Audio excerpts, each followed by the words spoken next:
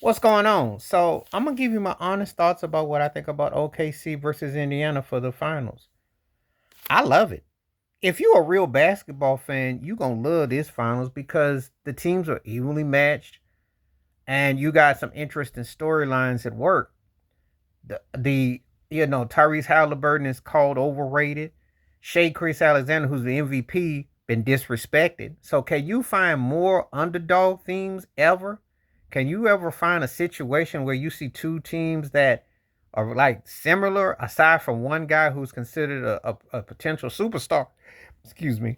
Uh, that you have grassroots. This is what we call backyard basketball in the bushes. Now, some people may think that this is almost like a play on words. 20 years ago with the Spurs and the Pistons, evenly matched teams, maybe separated by a superstar and Tim Duncan.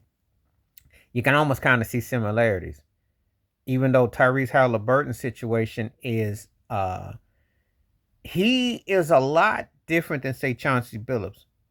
But there's some interesting takes, and I'll do an interest. I got a take I'm going to do about Halliburton in another video. But anyway, I like this matchup. I think it's what basketball needs. Small markets. We're in a day and an era we don't. And I know someone like Stephen A. Smith, his hairline gonna really fall off having to go to Indiana and go into OKC because it's not. But you see, this is the thing. We don't have to depend on New York and LA and Miami and Chicago. You know, I'm a Heat fan. We don't have to deal with the big region places to say that, hey, we have great basketball. Those days should be gone. In this land of parity, in this day of parity, it's good to see somebody else have a chance. Because I ain't going to lie. People are tired of seeing LeBron James. People are tired of Steph Curry. They don't want to wait on Kawhi Leonard to come back no more. And Kevin Durant is always just, he don't like nobody, nothing. So, and James Harden, he's just going to be that what if. Had he, coulda, shoulda. So, why not? Why not? I think this is a great finals matchup. I like the intensity of both teams. If I had my way, this would be a finals for the next 2 or 3 years, and I'll tell you why.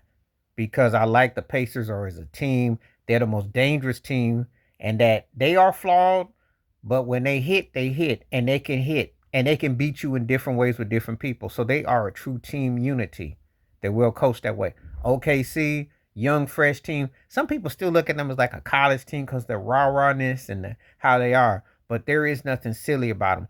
I think getting rid of Josh Giddey and getting Alex Caruso was a huge, underappreciated move. Now, everybody got fixated about Cat calling into Towns for Julius Randle, and that was a big move for Minnesota, New York, because they were runner-ups in the East and West Conference Finals, respectively. However, that Alex Caruso move, he did get that ring in the bubble with LeBron and them, the Lakers, and he's an upgrade over Josh Giddey. And I do believe that move and just the subtle moves that they made are the reason why they're in the finals. And I think this is, but I don't see no Spurs vibe though. I don't,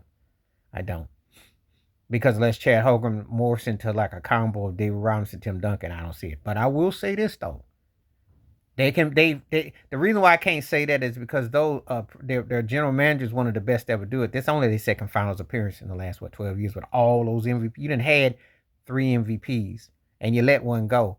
So you had Durant, Westbrook, and you let Harden go be MVP, and then you got Shea.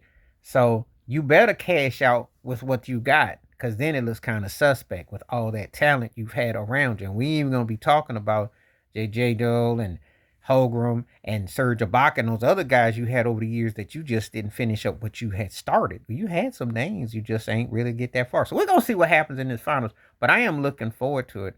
I don't care about that. You don't need TV ratings no more. But there's a lot of people who try to act all city-fied. Let me tell you something, still NBA basketball. And there is star power in this series. And there are stories to be told and unfold. So we are in the NBA parody. Welcome to it. I hope it stays like this. All that fakery with them refs and all that acting that goes on the regular season, this is where the real season starts. I think this could be the makings of a good battle for a couple years to come, because I think that Tyrese Halliburton is got the right mindset. I like his energy. And I think Shea is the truth. And if people crying about free throws, well, then cry about your past, okay? Cry about it, because it's always been about it. So he's been the most disrespected, and Halliburton has been dissed and called all kinds of overrated, which is embarrassing. So I'm looking forward to the guard play. I think you're gonna see some basketball. Who says that the young generation of cats ain't got something to show? Because this here is for the showcase. You got to get out of all that star, like we need the big mark and the big name. Those cats is old. Last year they got put to bed early to go to the Olympics. This year they got put to bed to go early because they old. You got to move on. And I'm people up here talking about, well, I remember with LeBron, I remember with Steph, I remember with Durant, I remember with Harden, I remember with Kawhi. I remember their time is almost up. That era is done. It ain't going to happen. Unless they form a real super team of super grandpas, it ain't going to happen. This here is what we have. So enjoy this. If you don't like it, then watch baseball or watch something else. But this here, it's going to be some good basketball. It's going to be some good X's and O's. Actually, it's a real evenly matched. This could be a makings of a good finals. I think it got a chance to be a really great finals.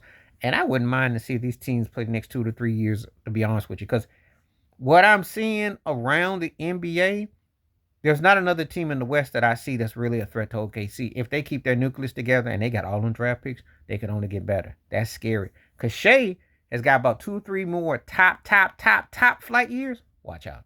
And Halliburton is just coming to his own. He fell a little bit, then he rebounded.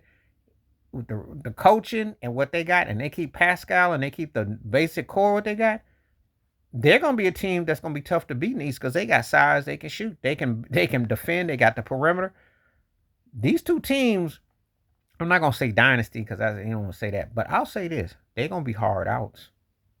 And you're not going to get that luxury team because Boston, that luxury is a fleeting. Just saying. Please like, subscribe, welcome thoughts, comments, and I do respond. Thank you. Wash your hands. Keep your mind clear. Watch out for another. Share it if you like. Stay safe, stay blessed, stay woke, stay free. I'm out one time. Peace.